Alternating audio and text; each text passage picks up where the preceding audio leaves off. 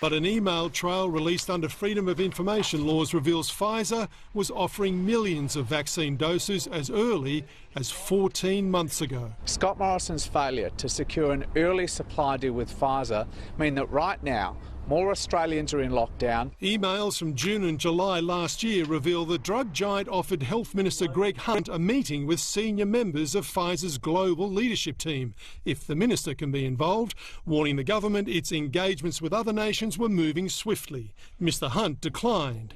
It followed a letter to his department promising to supply millions of vaccine doses by the end of 2020, which could be deployed at unprecedented speed. Pfizer approached Australia at the same time they were approaching the US, the UK, the European nations. Those countries and more moved quickly to secure their supply deals with Pfizer in July last year, but focused heavily on producing AstraZeneca here.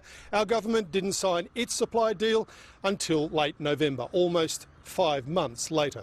Instead of being at the front of the queue, which was the promise by Scott Morrison, we've had the slowest vaccine rollout in the developed world.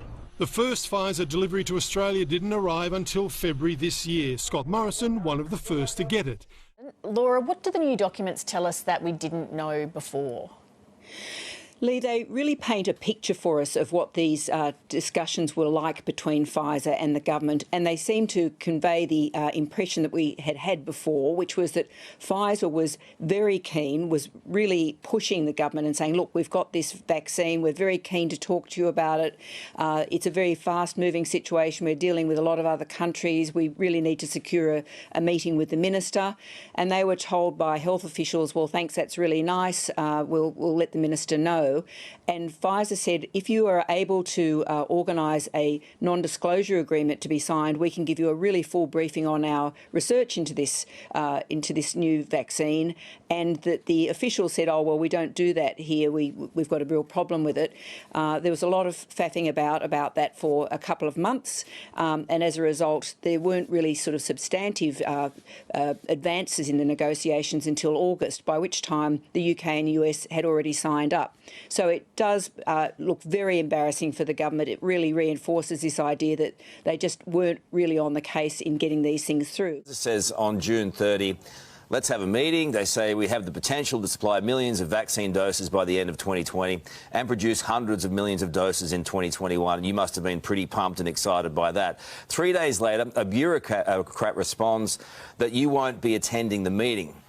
I mean, there's millions of doses potentially here for Australia, and you couldn't take that meeting. Why not? Now, with great respect, that was a reference, as Pfizer has said yesterday, to their global capacity.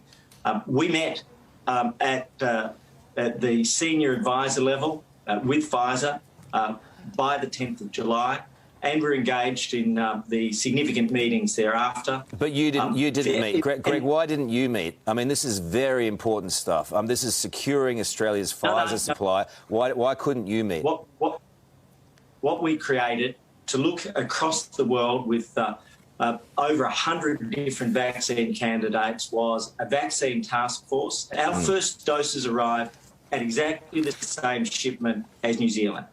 It just looked to me like you were dragging your feet. You were then asked to supply a confidentiality agreement at the time, pretty standard in this sort of thing. On July 6th, the bureaucrat responds that there's no need to meet with the global heads of Pfizer. They say there's no need. And signing a CDA isn't usual practice. Here we have a senior bureaucrat saying, it's all right, we don't need to meet the bosses or sign an agreement.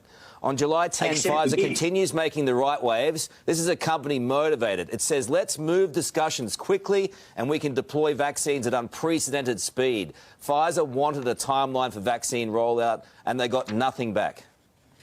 No, with great respect, what we were able to do, we did actually meet with senior international officials on July the 10th. Did you meet?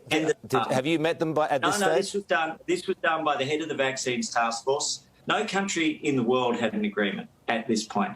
Let me step back for a second. OK, on July 23, 2 weeks later, Pfizer does a deal, signed, sealed and delivered with the UK and the US 2 weeks after that. I mean, come on.